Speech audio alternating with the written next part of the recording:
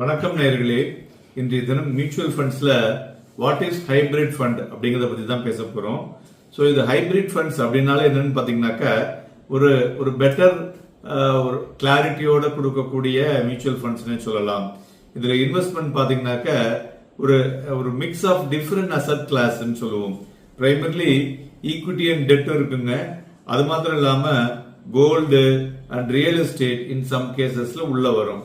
So இந்த funds பாத்தீங்கன்னாக்க combination of equity and debt வந்து கொஞ்சம் அதிகமாக இருக்கக்கூடும்.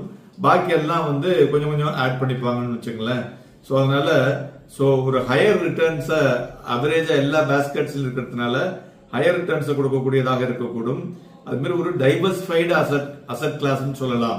இது வந்து ஒரு சிங்கிள் இன்ஸ்ட்ருமெண்ட்ல கிடைக்கிறதுனால ஸோ இதை வந்து ஒரு லாங் டேர்முக்கு பண்றதுல ஒரு பெட்டர் ஆக்டிவிட்டியாக இருக்கும் என்று எதிர்பார்க்கலாம்.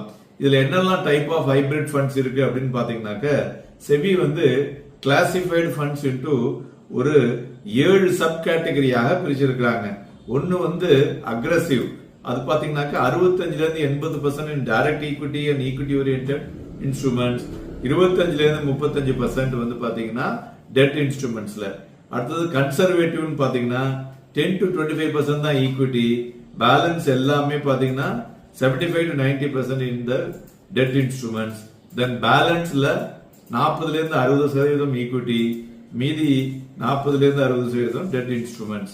Then multi asset allocation, அதுல பாத்தீங்கன்னா இதுல வந்து பாத்தீங்கன்னா 3 asset classesங்க with a minimum allocation of 10% in each asset class கண்டிப்பாக இருக்க வேண்டும் அப்படின்னு சொல்லியிருக்காங்க.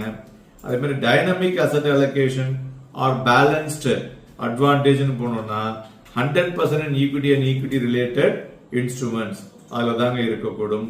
அதே மாதிரி ஆர்பிட்ரேஜ் ஃபண்ட் அப்படின்னு போனோம்னா இது வந்து அந்த பேர்லயே இது இருக்கு, ஆர்பிட்ரேஜ் ஸ்ட்ராட்டஜி. ஸோ அதனால minimum 65% in equity and equity related instruments. அப்படின்னா ஆர்பிட்ரேஜ் என்னன்னா ஒரு எக்ஸ்சேஞ்சில் வாங்கி இன்னொரு எக்ஸ்சேஞ்சில் இருக்கிறது, கையில ஷேர் இருக்கும், எங்க கூட இருக்கோ ஒத்துட்டு குறைச்சிருக்கிறதுல வாங்குறது.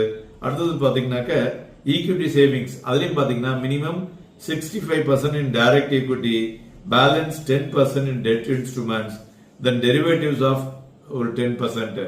ஸோ இது மாதிரி ஒரு காம்பினேஷனா கொடுக்கறதுங்க. ஸோ அதுதான் அந்த ஹைபிரிட்டினுடைய நோக்கம். ஸோ இது வந்து பாத்தீங்கன்னாக்க ஒரு 2023 இருந்து ஒரு ஆக்டிவ் மார்க்கெட்ல வந்திருக்கிறத பார்க்க முடிகிறது.